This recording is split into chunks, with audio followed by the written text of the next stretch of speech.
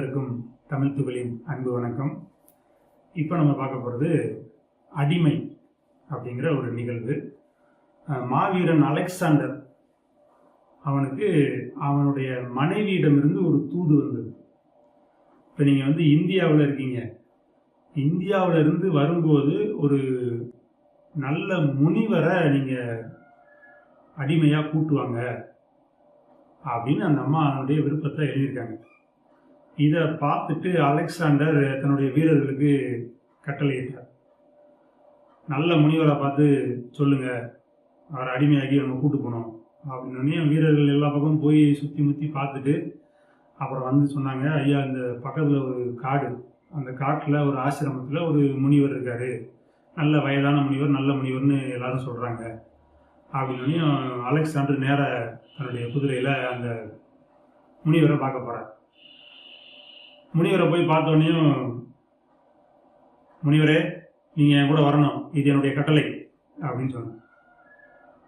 முனிவர் இப்படியே பார்த்தாரு, அவருடைய ஒரு வேலையை பார்க்க போயிட்டார். அலெக்சாண்டரை இது வரைக்கும் யாரும் இப்படி அலட்சியப்படுத்தியதே இல்லை. அதனால் அவன் அப்படியே ஆச்சரியமாக பார்க்குறான். ஒரு பெரிய மன்னன் வந்திருக்கேன், படைபலத்தோடு வந்திருக்கேன், நம்ம சொல்கிறோம், இவர் நம்மளை கண்டுக்கிறாமல் இருக்காரு அப்படின்னு சொல்லிட்டு திரும்பவும் சொல்கிறான். என்னுடைய வெற்றி எவ்வளோ பெரிய வெற்றி தெரியுமா? நான் இன்னும் இந்த உலகத்தை பூரா பிடிக்க போகிறேன், எல்லாமே என்னுடைய ஆளுகைக்கு கீழே தான் இருக்கும். அப்போ நீங்கள் எனக்கு அடிமையாக கண்டிப்பாக நீங்கள் வரணும் அப்படின்னு. அவர் அப்பவும் அப்படியே பார்த்தாரு, அவரோட அவர் வேலையை பார்த்துட்டு இருக்காரு. இவனை மனுஷனாவே மதிக்கலை. ரொம்ப கோபம் வந்துருச்சு. உடைவாளை உருவினா, குதிரை விட்டு கீழே இறங்கினா, இப்போ நீங்கள் வர முடியுமா முடியாதா, என்ன சொல்கிறீங்க அப்படின்னு சொல்லி ரொம்ப கோபத்தோட உச்சிக்கு போயிட்டான். நான் அடுத்து ஏதாவது சொன்னால் முனிவர் கழுத்தை வெட்டுற அளவுக்கு கோபத்தில் அப்படியே அவர்கிட்ட பேசினான். அவர் அப்படியே சிரிச்சுக்கிட்டே சொன்னார், எனக்கு அடிமையாக இருக்கிற 2 விஷயத்துக்கு நீ அடிமையாக இருக்க, அதனால் நான் உன் கூட வர முடியாது அப்படின்ட்டு. அலெக்சாண்டர், நமக்கு தானே எல்லாரும் அடிமையாக இருக்காங்க, நம்ம யாருக்கு அடிமையாக இருந்ததுலையே, அதுவும் இந்த முனிவருக்கு அடிமையாக இருக்கிறது விஷயத்தில் நம்ம எதில் அடிமையாக இருக்கோம் அப்படின்னு அவனுக்கு புரியலை. அந்த முனிவர்கிட்டே கேட்குறான்,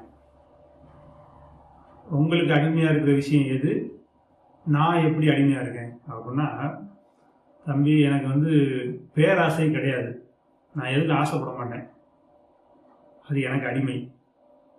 அதே மாதிரி நான் கோபப்பட மாட்டேன், கோபமும் எனக்கு அடிமை. ஆனால் இந்த 2க்கும் நீ அடிமையாக இருக்க. நீ பேராசைப்படுற, எல்லா உலகத்தையும் உனக்கு கொண்டு வரணும்னு நினைக்கிற. அதே மாதிரி கோபத்தை உன்னால் அடக்க முடியல, கோபந்தான் உன்னையும் ஆட்சி செய்யுது அப்படின்னு சொன்னோடனையும் அப்படியே யோசிச்சு பார்க்குறான்.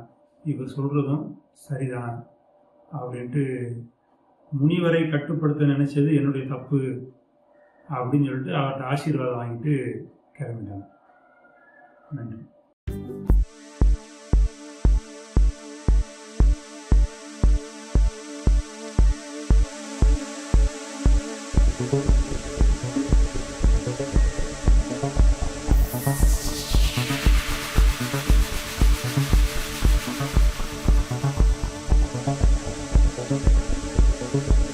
Thank you.